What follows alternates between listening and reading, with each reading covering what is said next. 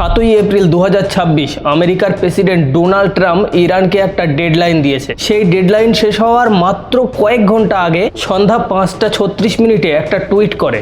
Iran যদি deadline শেষ হওয়ার আগে হরমুজ প্রণালী না খোলে তাহলে ইরানকে ধ্বংস করে দেওয়া হবে।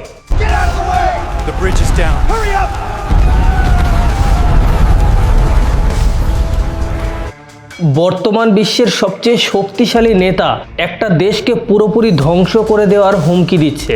পৃথিবীর অন্যান্য বড় বড় নেতারা এই টুইটটা দেখে ভাবছে যে ইরানের সঙ্গে এটা কি করতে যাচ্ছে ডোনাল্ড ট্রাম্প। আচ্ছা, এটা কি কোনো পারমাণবিক অস্ত্রের ইশারা ছিল?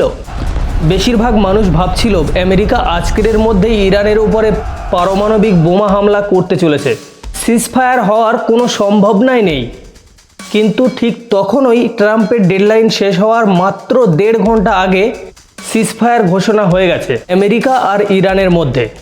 কিন্তু 17ই এপ্রিল একটা নতুন টুইট ভাইরাল হয়। হঠাৎ ইরান বলে স্টেট অফ হরমুজ সব দেশের জন্য খুলে দেওয়া হয়েছে, কিন্তু ঠিক এর পরের দিনই ইরান পাল্টি মারে এবং নতুন টুইটে বলতে থাকে স্টেট অফ হরমুজ সবার জন্য আবার বন্ধ।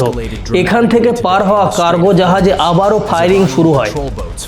তো চলো বোঝার চেষ্টা করি এই যুদ্ধের বর্তমান পরিস্থিতি। আসসালামু আলাইকুম, আমি শাহিন। পৃথিবীর মানুষ এখন ভয়ঙ্কর এক খেলায় মেতে উঠেছে।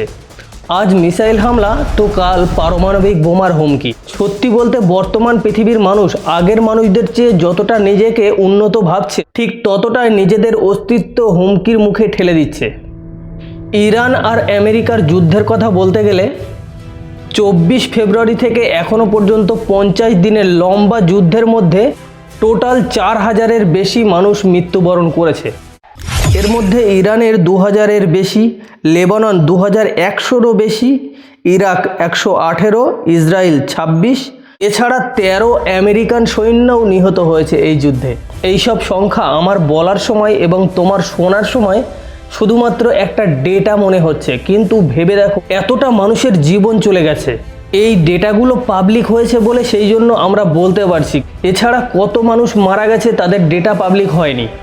যে পরিবারের মানুষ মারা গেছে সেই পরিবারের কি অবস্থা হতে পারে? এই মৃত ব্যক্তিদের মধ্যে হতে পারে কোনো পরিবারের মধ্যে মাত্র একজন উপার্জনের উপায় ছিল, সেই পরিবারটার বর্তমান অবস্থা কেমন হতে পারে? আসলে এই যুদ্ধে কি পাওয়া গেল? যুদ্ধ শুরু হয়েছে আমেরিকা আর ইসরায়েল যখন ইরানের পারমাণবিক কেন্দ্রে হামলা চালিয়েছে। 21 মার্চ ইরানের নাতানজ নিউক্লিয়ার ফ্যাসিলিটিতে হামলা। এটা ছিল ইরানের খুব স্পর্শকাতর জায়গা, যেখানে কয়েক টন নিউক্লিয়ার সরঞ্জাম ছিল। যুদ্ধ শুরু হয়ে থেকে এই জায়গার আশেপাশে কমপক্ষে 4 বার বোমা হামলা করা হয়েছে।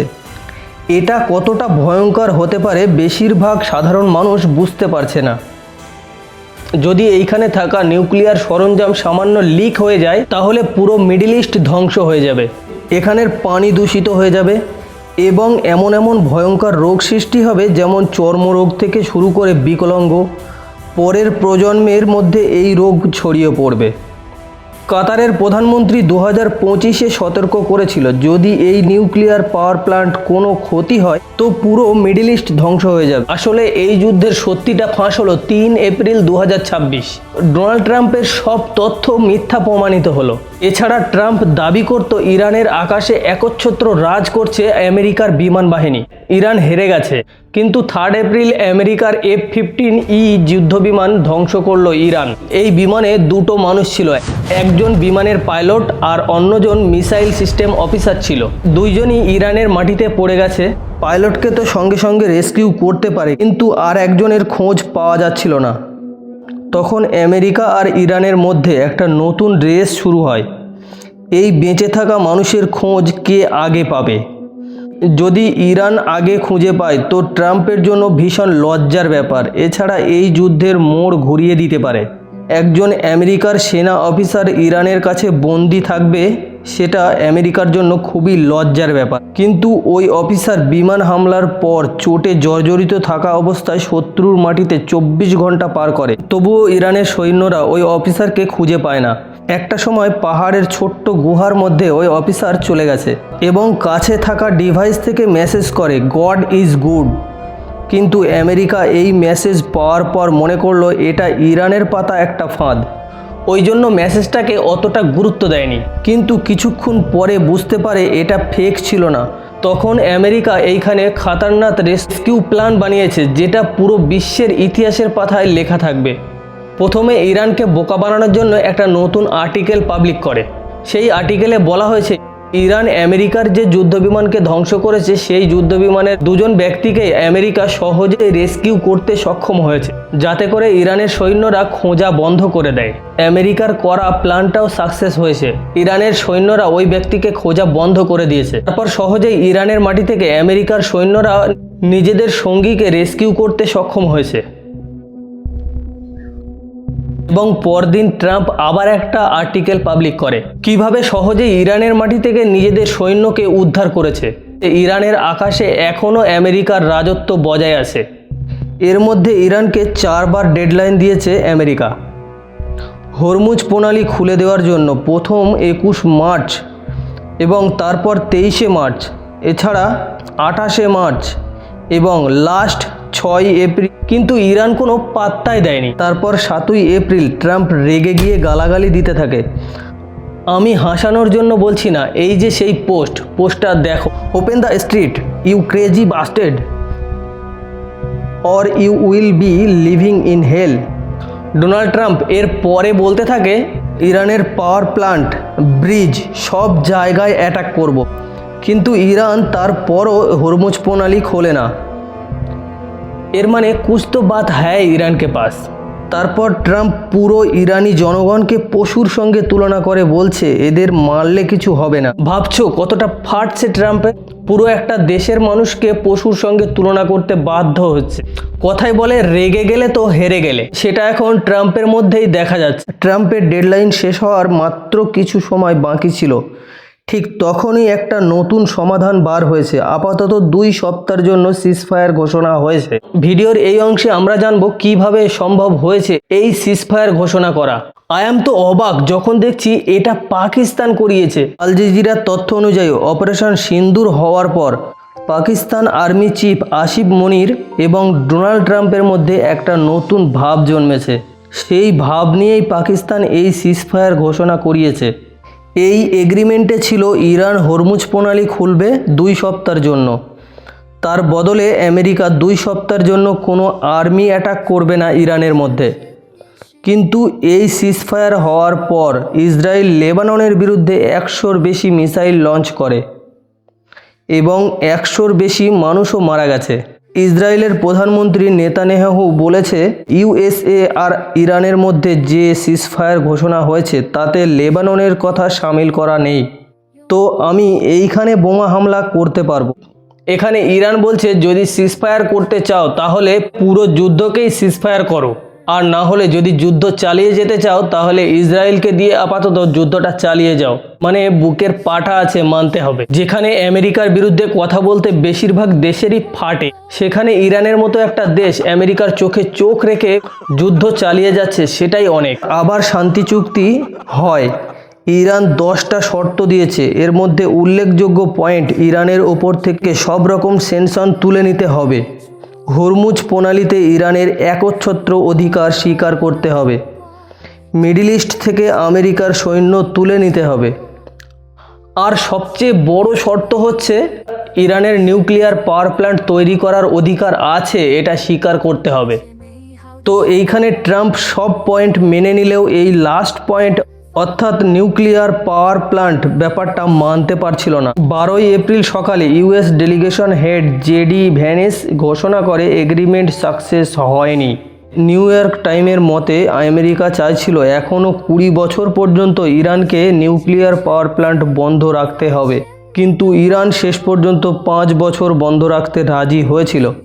এই চুক্তি ভঙ্গ হওয়ার পর হরমুজ প্রণালীতে ডবল ব্লক তৈরি হয়েছে, কারণ ইরানের ব্লক তো আগেই ছিল, কিন্তু তারপর আবার আমেরিকাও ব্লক করেছে। কারণ ইরান কিছু দেশের জাহাজ ছেড়ে দিচ্ছিল, যেমন চায়নাকে ছেড়ে দিচ্ছিল। সেই জন্য আমেরিকা নতুন ব্লক দিয়েছে, চীনের জাহাজ পাস করতে না পারে তার জন্য। এটা নিয়ে চায়না আমেরিকাকে ওয়ার্নিং দিয়েছে আমার আর ইরানের মধ্যে নাক না গলাতে, নয়তো নাক কাটা যাবে ট্রাম্পের। কিন্তু নতুন ব্লক হওয়ার পর আমেরিকা কমপক্ষে 13টা জাহাজ আটকেছে। তারপর 17 এপ্রিল ইরান হরমুজ প্রণালী খুলে দিয়েছে অন্তত সিজ ফায়ার থাকা পর্যন্ত। এই পুরো যুদ্ধে ভারতের কিছু বড় ক্ষতি হয়েছে এবং এখনও হচ্ছে, এবং বর্তমান পৃথিবীর সবচেয়ে বড় যুদ্ধে পাকিস্তানের মতো দেশ শান্তি চুক্তি করাচ্ছে, যেটা ইন্ডিয়ার মতো দেশের করার কথা ছিল। সেখানে ভারতের বিদেশমন্ত্রী এস জয়শঙ্কর পাকিস্তানকে দালাল বলছে। জয়শঙ্কর বলছে ইন্ডিয়া এইসব চুক্তি করাতে চাইছে না, তার কারণ ইন্ডিয়া পাকিস্তানের মতো দালাল না। अभी मैं गाली नहीं दे सकता। नहीं, गाली नहीं देना। अब फैमिली কিন্তু শান্তি চুক্তি করানো তো দূর কি বাত, এই সরকার নিজের দেশের স্বার্থটাও ঠিকভাবে রক্ষা করতে ব্যর্থ হচ্ছে। 18 এপ্রিল দুটো ভারতীয় জাহাজ, যেখানে একটা সুপার ট্যাঙ্কারও ছিল যার মধ্যে 2 মিলিয়ন ব্যারেল তেল ছিল, ওই জাহাজে ইরানের সৈন্যরা ফায়ারিং শুরু করে যখন হরমুজ প্রণালী পার হওয়ার চেষ্টা করছিল ভারতীয় জাহাজ। এই দুটো জাহাজকেই রিটার্ন ফিরে যেতে হয়। এরপর ভারত ইরানিয়ান অ্যাম্বাসেডরকে অভিযোগ জানায়। কিন্তু প্রশ্ন হচ্ছে ভারত এই পজিশনে এলো কিভাবে? কিছুদিন আগে পর্যন্ত ভারত ইরানের মধ্যে বন্ধুত্ব সম্পর্ক ছিল, দুই দেশ একসঙ্গে চাবাহার পোর্ট তৈরি করছিল। আজ ইরান ভারতের জাহাজে ফায়ারিং করছে। এছাড়া ভারতীয় সরকার বারবার আমেরিকার কাছে ধর্ণা দিচ্ছে যে আমরা কি রাশিয়া থেকে তেল কিনতে পারবো। বারবার ধর্ণা দেওয়ার পর আমেরিকা পারমিশন দিয়েছে, কিন্তু 16 মে পর্যন্ত। আমার প্রশ্ন হচ্ছে কেন আমেরিকার কাছে পারমিশন নিতে হবে? জয়শঙ্কর পাকিস্তানকে দালাল বলে ভাইরাল হচ্ছে, কিন্তু এটা সরকারের ব্যর্থতা ঢাকতে পারছে না। কিন্তু কথা হচ্ছে ভারতকে কি তেল সংকট থেকে মুক্ত করতে পারবে এই সরকার? আরে আমার টাকায় আমি কিনবো, কোথা থেকে কিনবো আমার ব্যাপার, তার জন্য আমেরিকার কাছে কেন জবাবদিহি করতে হবে? এই সব কিছুর মধ্যে ইসরায়েল আর লেবাননের মধ্যে 10 দিনের সিজফায়ার ঘোষণা করেছে, তবে এটা কিন্তু আমেরিকা দালালি করিয়েছে। তবে ইরান আর আমেরিকার মধ্যে যে সিজফায়ার ছিল সেটা 22 এপ্রিল শেষ হয়ে গেছে। এই পুরো যুদ্ধের মাঝে ইসরায়েল একটা নতুন আইন চালু করেছে যেটা পুরো বিশ্বকে অবাক করিয়েছে। 30 মার্চ 2026 ডেথ পেনাল্টি আইন পাশ করিয়েছে। এই আইন মতে কোনো ব্যক্তি টেররিজম সাব্যস্ত হলে তাকে ফাঁসি দেওয়া হবে, কিন্তু এটা শুধু ফিলিস্তিনিদের জন্য। যদি কোনো ইহুদি এই অভিযোগে অভিযুক্ত হয় তবে তাকে ফাঁসি দেওয়া হবে না। ফিলিস্তিন আর ইসরায়েলের যুদ্ধে যখন শান্তি চুক্তি হওয়ার মতো সম্ভাবনা ঠিক হয়, ঠিক তখনই ইসরায়েল নতুন কিছু না কিছু একটা করে আবার যুদ্ধ শুরু করে দেয়। আর আমেরিকা বারবার ইসরায়েলকে সাপোর্ট করে। কিন্তু এইসব যুদ্ধ কি আদৌ শেষ হবে, নাকি এইখান থেকেই পারমাণবিক যুদ্ধের দিকে ধাবিত হবে পুরো বিশ্ব? ভিডিওটা যদি ভালো লাগে তাহলে একটা লাইক দিয়ে বেশি বেশি শেয়ার করো, আর চ্যানেলটা সাবস্ক্রাইব করে আমাদের সঙ্গেই থাকো। আর ইরানের মধ্যে কুছ তো বাত হ্যায় না, তো আমেরিকার মতো এত শক্তিশালী দেশের বিরুদ্ধে এতদিন যুদ্ধ চালিয়ে যাওয়া অসম্ভব। ডাল মে কুছ কালা হ্যায় ওই তো কুছ কুছ হতা হ্যায়। কমেন্টে বলো ইরানের কাছে কিসের শক্তি আছে সেই জন্য ইরান এতদিন যুদ্ধ চালিয়ে যাচ্ছে। আজকের মতো এই পর্যন্তই, দেখা হবে পরের কোনো এক ঘটনার সঙ্গে। সেই পর্যন্ত টাটা।